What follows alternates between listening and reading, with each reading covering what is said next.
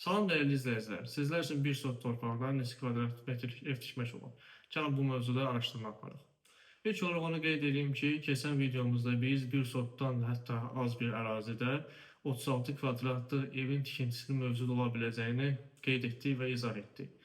Gəlin bunu aydınlaşdıraq ki, bəs 36 kvadratdan da böyük bir ev tikmək olar həmin ərazidə. Bu necə olmazdı?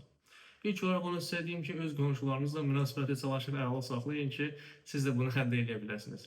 Əzizlərim, Azərbaycan qanunvericiliyinə uyğun olaraq 69.7.3-cü maddə və 72.1-ci maddəyə uyğun olaraq siz üç tərəfdən qonşunun əhatə olunursunuzsa və yaxud da hər hansı bir qonşunuz varsa, həmin qonşu ilə notarius qaydasında razılığa gələrək öz evinizi həmin istiqamətə uyğun bölüdə bilərsiniz. Bu da sizin üçün əlavə kvadrat metrin əldə olunmasını gətirib çıxaracaq.